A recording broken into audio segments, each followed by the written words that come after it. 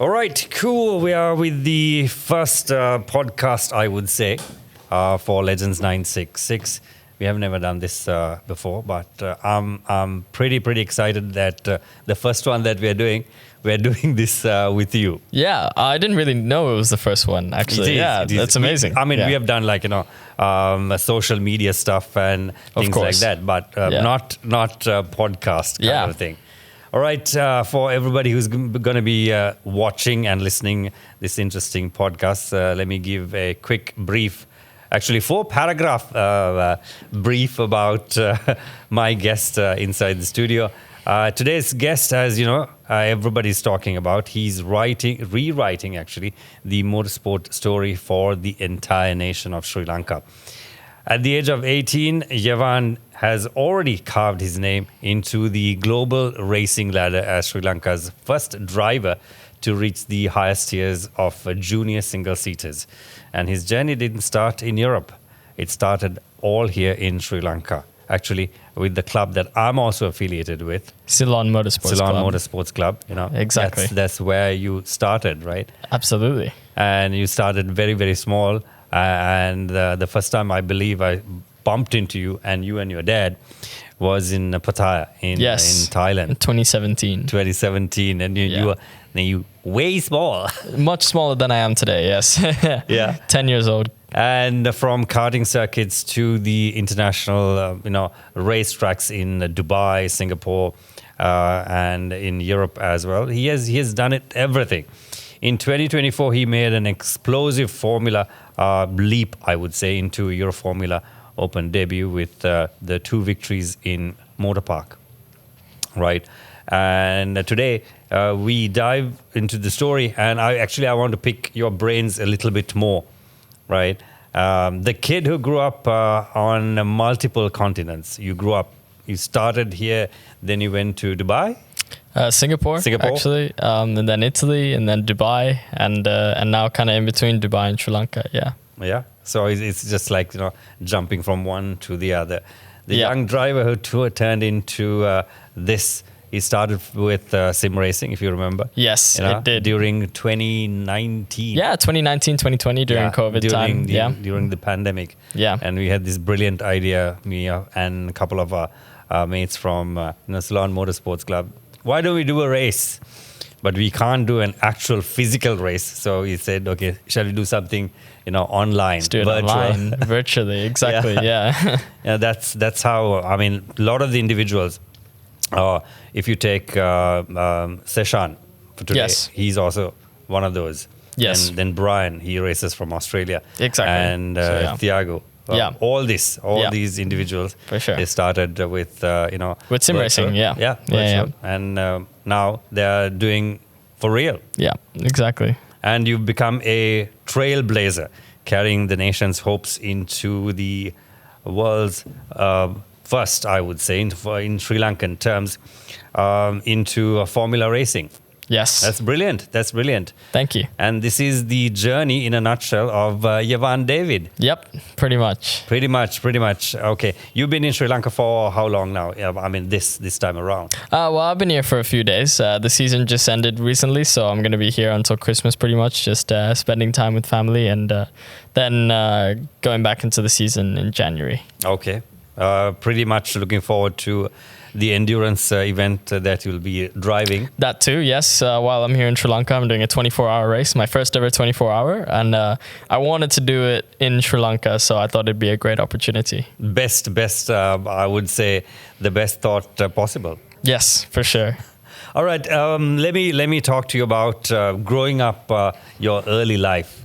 All right. Before you became one of those, individuals that everybody's talking about. You grew up in Sri Lanka before moving across to Dubai. Yes. Right, then Singapore and Europe. How did these early cultural shifts shaped your personality as well as the mindset as a young driver chasing an international career?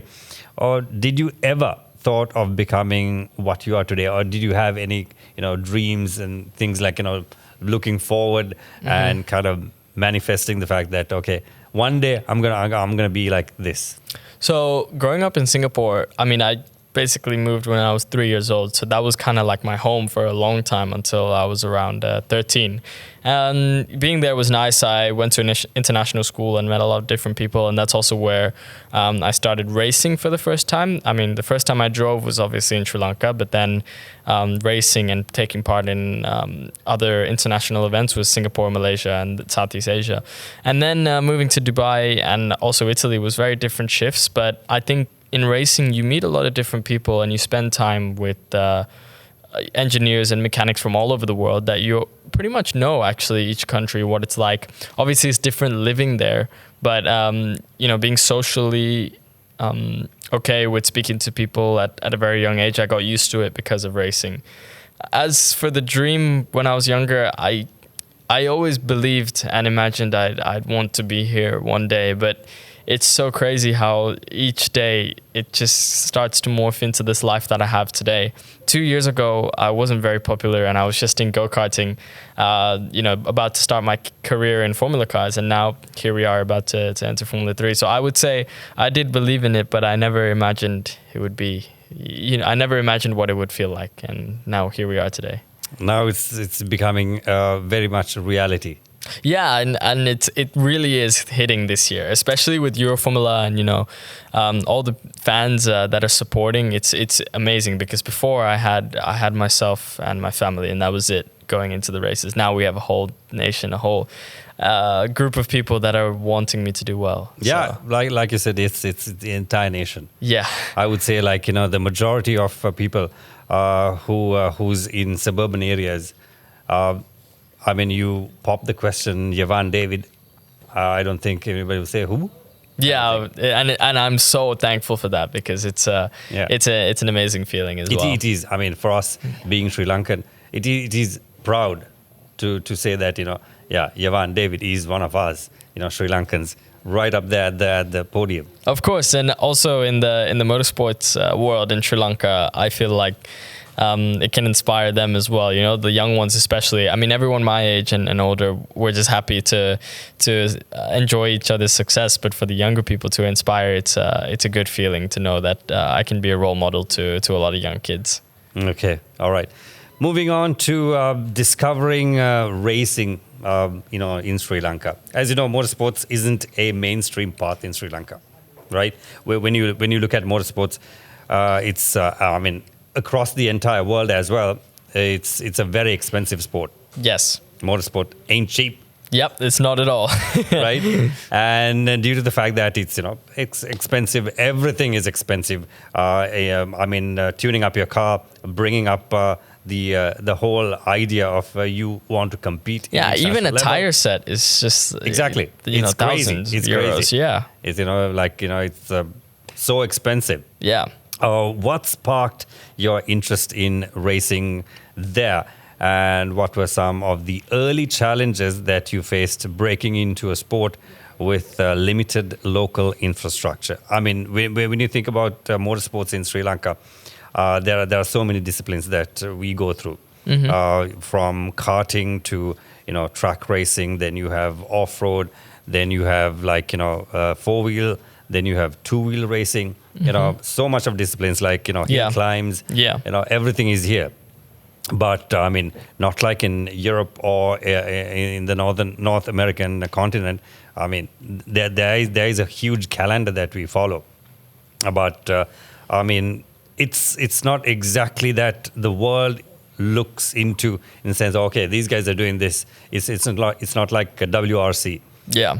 Right. So what challenges did you face breaking all these things? Yeah. So for me, the dream for me was always Formula 1, and I loved racing. I like rally, I like bikes, I love watching it as well. And maybe if I tried it would have been different. But for me, driving a go-kart itself, I could have gone into GT racing or IndyCar or something different. But there was something about Formula 1 at the time, and Lewis Hamilton starting out with Mercedes with his championships that sparked a goal in me. And I took that inspiration and turned it into a career. And, as for the cost and stuff, and I started in Sri Lanka, but it was always going to be going to Europe. Even outside of Sri Lanka, whether you start in America or Singapore or Japan, it doesn't really matter where you are. It has to be Europe where you succeed and move forward to F4.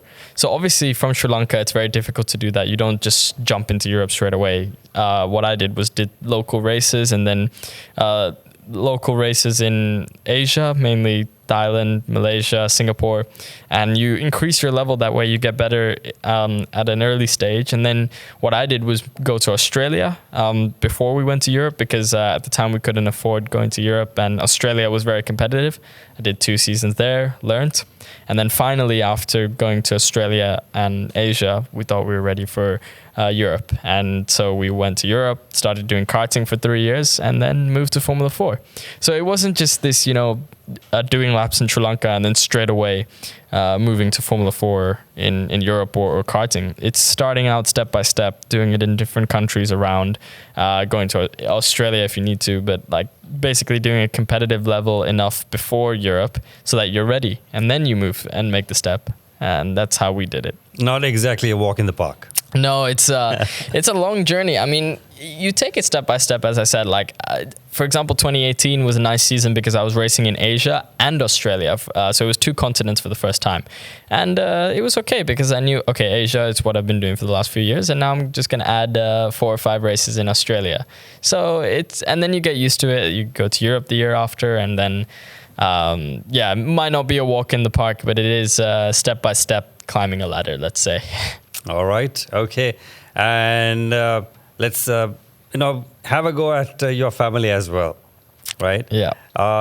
Your family made a big life decision to support you and your racing dreams and moving to different countries as well. Then changing schools, adapting to new systems, saying bye to a set of friends and, making new friends. And what was your toughest adjustment you had to make as a kid jumping into these new environments? I think the toughest part was being able to fit in. Obviously you love racing and you race around the world, but socially fitting in, it's still the grassroots of a teenager, the grassroots of a kid. You want to be having friends and talking about racing or talking about things away from racing, like school and stuff. So just adapting to the European mindset and the European slang and things like that, I had to get used to. But we all had one thing in common, no matter where I went around the world, which was racing. I could always talk about racing. Mm-hmm.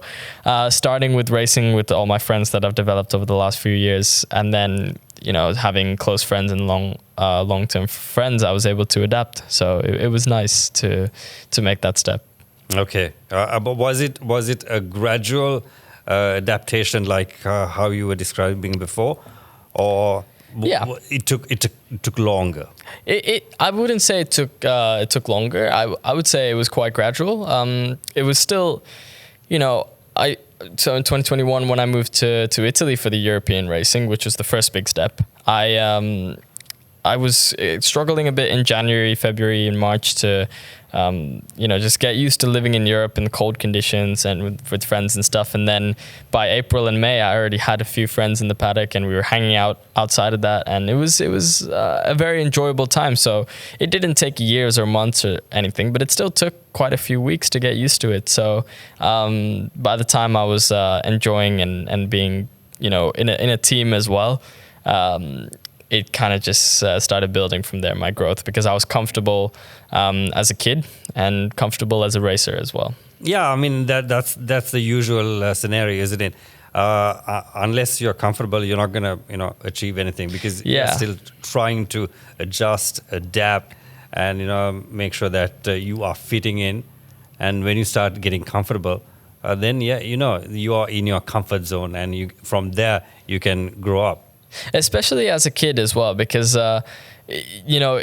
it's okay to be out of your comfort zone and still push forward as an adult. But as a kid, you want to be enjoying racing. You want to be taking this as a passion, not as a job, as a chore. So it's very important to be enjoying everything about racing, whether it's the traveling, the working out, the hard work itself. You have to enjoy it because it's a sport that we started to enjoy. So that's the way I was able to grow into the sport. Okay. And you've spoken about using simulators early on, right? Yes. And how much of your racecraft and development came from sim racing? Because I can vouch for the fact that you started with sim racing here in Sri Lanka. And what were the biggest shocks when transiting from virtual to real world racing? Racecraft was one of the biggest things because, okay, you're just driving on a simulator, you're driving on some online race with other people. But for me, I started on iRacing with the F3 car, and there's these tracks like Spa, Monza, Red Bull Ring, and you're actually racing and doing the same things you would do in real life, like go for an overtake or defend or do a switchback. So I was doing that for years since I was 13, 2020, 21, 22, 23. And then 2024 came where I actually went into my first cars race. And I had done so many years of overtaking and defending on the virtual world. And it was exactly the same in real life. And it's actually the perfect place to, maybe it's not the perfect place to practice to the car because it's not 100% realistic. But the racing is, what you go for an overtake on the sim is exactly the same in real life. Obviously with just the environmental factors of you're actually driving a car. Mm-hmm. But the overtake is executed exactly the same way. And the virtual world helped me so much just with my racecraft and overtaking. And when you look at AC, the Assetto Corsa, and you have Assetto Corsa Competizione. Yes. And from that time to now, it has developed so much. Huge. So much. Yeah. As well as iRacing. I mean, iRacing is practically, when you drive it, you need to sometimes hit yourself to check whether you're actually doing this or in one place. Or whether you are doing it on the real track itself. Exactly. It's very, very realistic. Exactly, yeah. How it turns, how the car handles, and how it brakes. And when you want to overtake and all that, the downforce.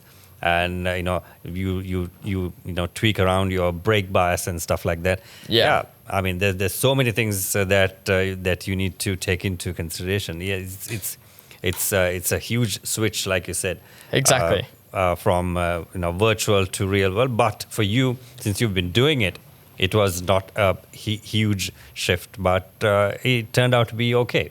Yeah, I think it's you're always going to have differences from the sim to the real world, but it's taking those differences in mind and, taking things from each game. Assetto Corsa might be different to iRacing, but you can feel what the differences are. And especially when you've driven the car in real life, like I drove the F4, I could feel the differences in the game. So I'm like, all right, I'm going to drive like this in the game, but I'm going to try and drive it like real life anyways, just so that I can get used to it, and it's going to be the same in real life. Or is it for you to find that sweet spot?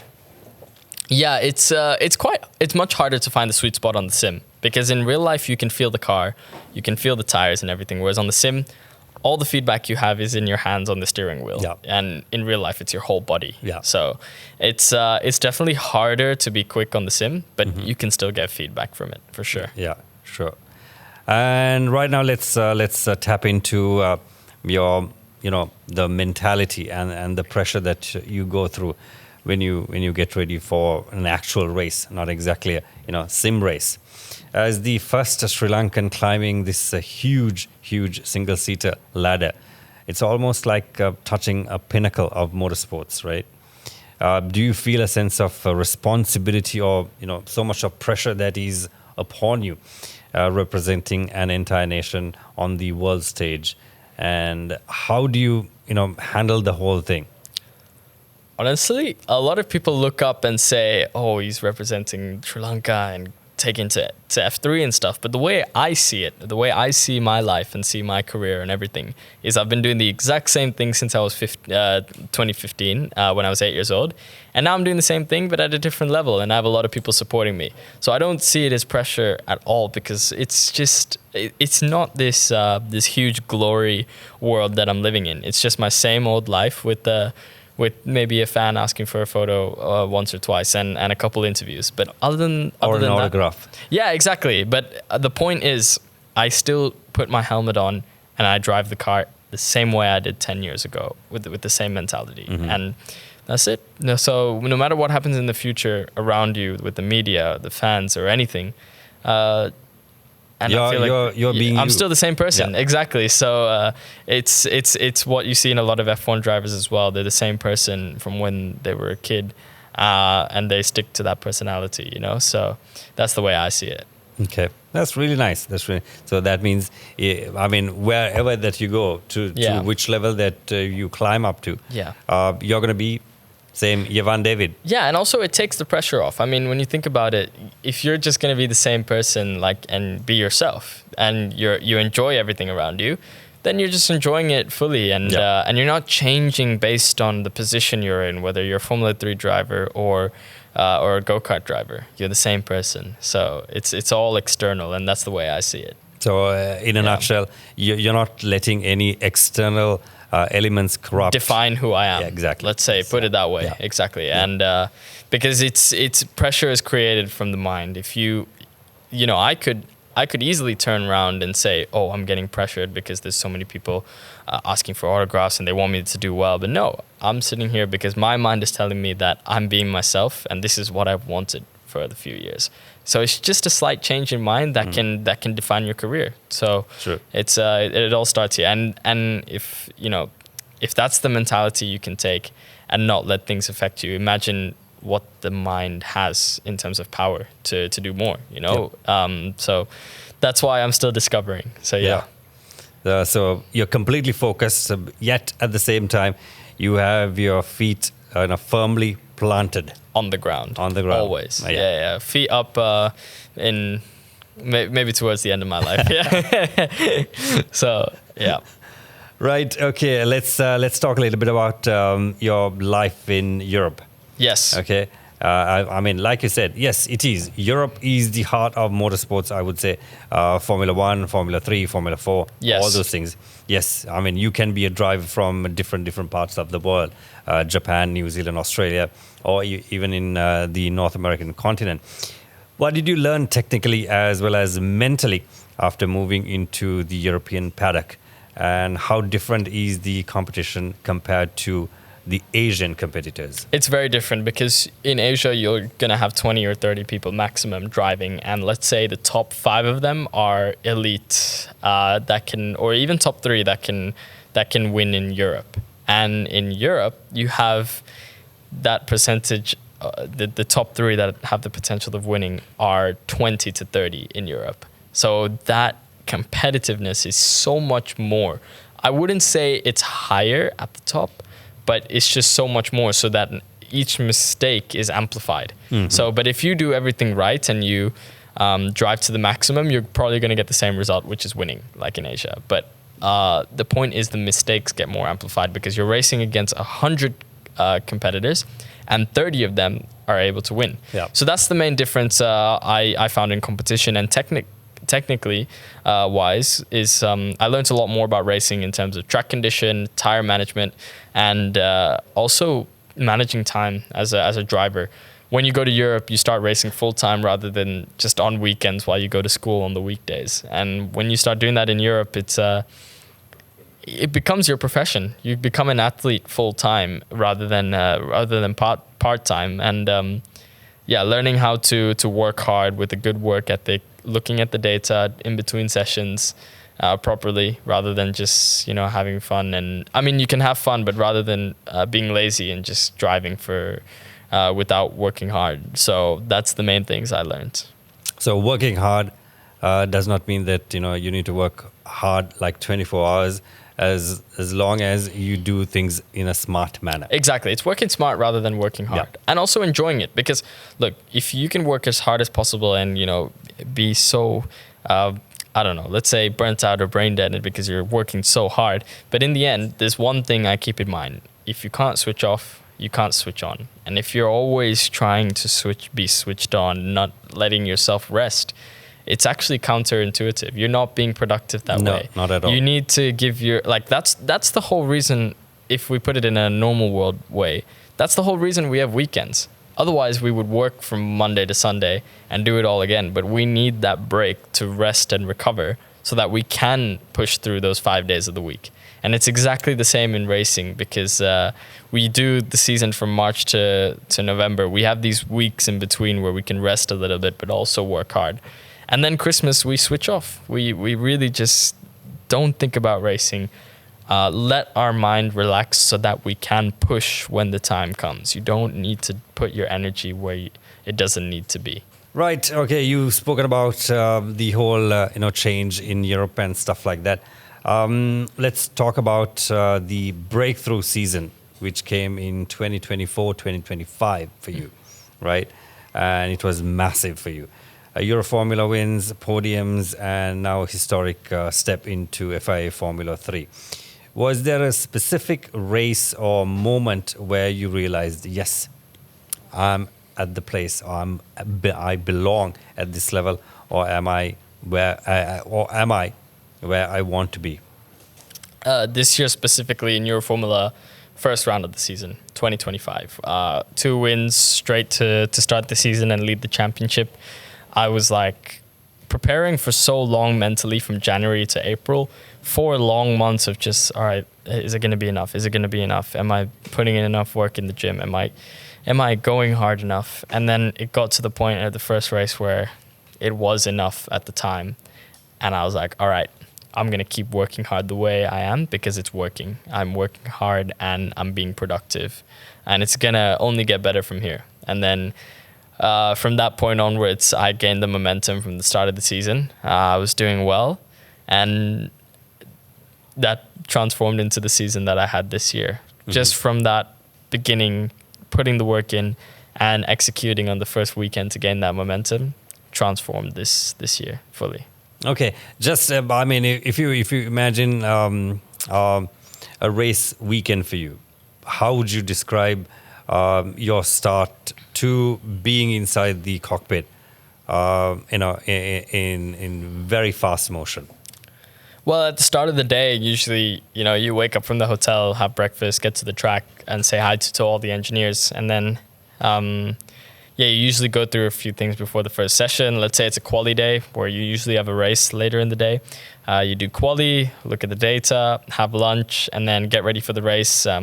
Warming up, getting in the car, going to the grid.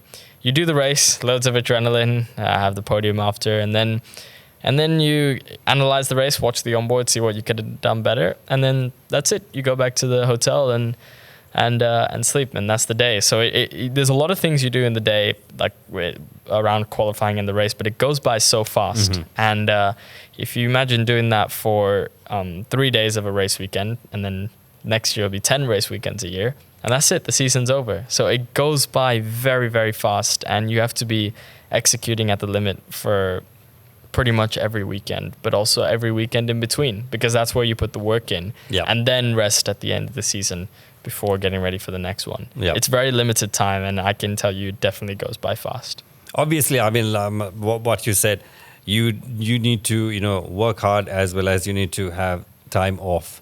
Yes. From whatever that you do on a normal daily basis. Yeah. Because if not, you're going to get stuck to that routine. Yeah. And you're not going to come out of it. Exactly. Yeah. Because, the whole point is to be fully ready and switched on when the time comes. So if that means being switched off and relaxing and enjoying life away from track, then that's what you need to do. That's actually, you're working harder by relaxing, because you're letting your brain rest so that it can be fully recharged when it comes back on. So, and that's the way I look at a season. You have to give it your all in the races, recharge your batteries straight after, and then work hard again on the build up to the race, so that you're ready. Yeah, I guess it goes for everybody who uses their mental ability to be completely focused and stuff like that. And you were with me inside the studio, so it's a complete different picture to the outside person that you see. Yeah. You need to be very, very focused, and you need to know exactly what you're going to be saying. Just like how once you get into the cockpit, you can't be thinking about anything else. You need to be completely, I would say, 150,000% or whatever. Yeah, exactly. You need to be focused. Exactly. But also, I guess you have to enjoy it as well. You don't focused, but not in a serious, determined, bad way, you know, because when let's say you get into the car, you're not thinking of anything, you're focused, but you're enjoying it. You're like, all right, I'm going to drive now. Then your brain is relaxed. It's not going to latch on to these thoughts and worries. It won't be too stiff. It's not stiff. Yeah. And then like, it sounds weird, but like a dancer, it's the same in racing. Your arms have to flow so that you can feel the car. If you're about to spin, your arms need to be loose so you can catch it. So it's little things like that come from being relaxed. In racing, you have to be switched on and full on off track. I don't mean when you're recharging, but when you're in the gym, when you're building up to the race, when you're mentally getting ready so that your brain can feel prepared for the race. Then once you're in the race, your body knows what to do. Your mind knows what to do. You don't have to think further. It'll automatically do what it needs to do. Because you're prepared. Yeah, you're prepared. And especially in racing, you do the same thing every lap. You're consistent. You adapt slightly, but your brain can do that anyways. So you don't need to think. The zone and this flow state happens when you're not thinking and you're just driving and having fun. Yeah. So and that's... It's like it's on automatic, but I mean you are in touch with exactly the little tweaks that you need to do. Yeah, it's hard though. It's hard to get into that zone because you care about racing so much, so you want to do well. It's hard to just have fun and not worry about failing. But you need to understand that it's okay to fail first of all, and also you're doing this to have fun. You're doing this to obviously work hard, but enjoy the racing itself. Work hard in behind closed doors, and then succeed in the spotlight. Yeah, obviously you have to fail. If you don't fail, you would know the mistakes. You wouldn't know the mistakes. You wouldn't know what's winning.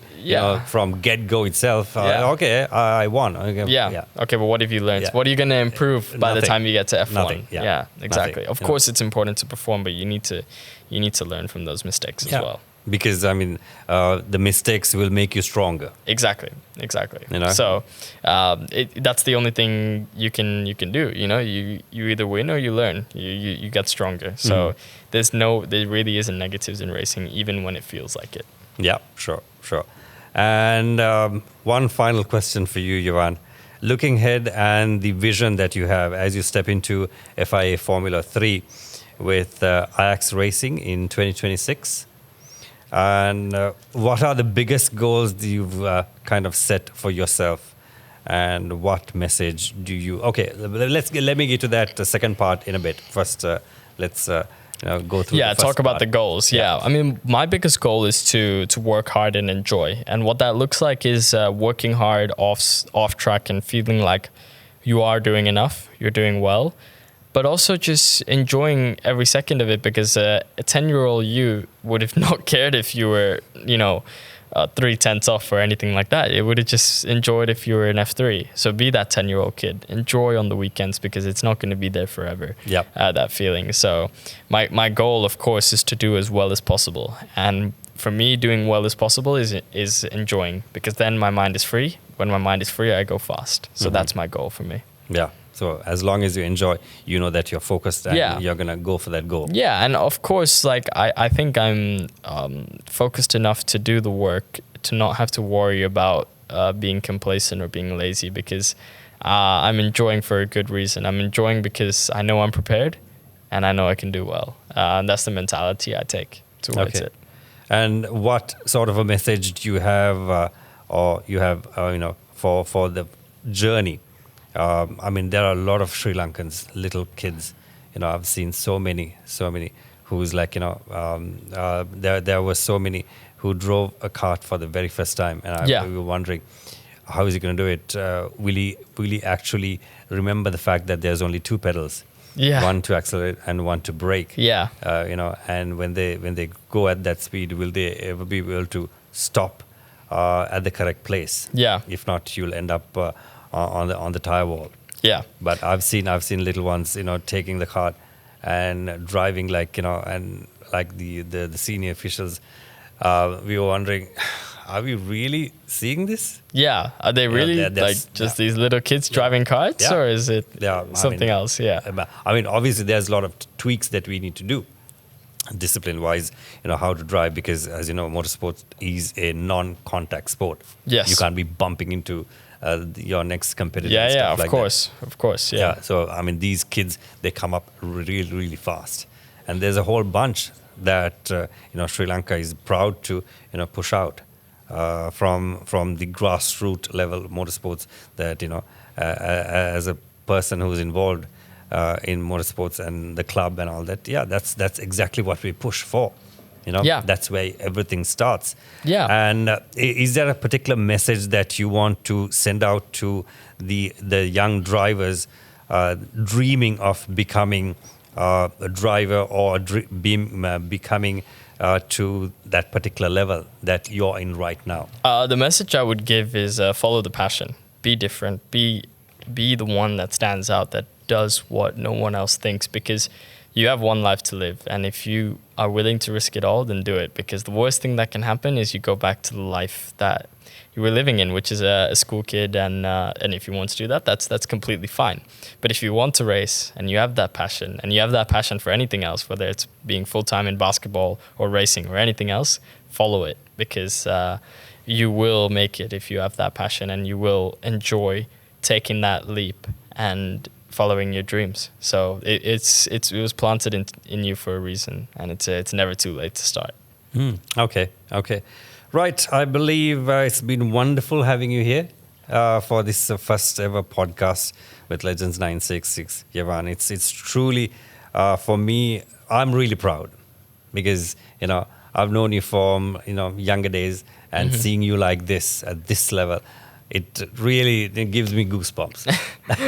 truly, and a proud Sri Lankan to be in the presence of you as well, because we are all proud of you, and we wish you all the very best. Thank you. I very much appreciate it. Thank you so much. Enjoyed being on the first podcast, and I can't wait for more. I mean, this is just the start. Absolutely. Thank you. We'll see how it goes. All right. Okay. Thank you. Awesome.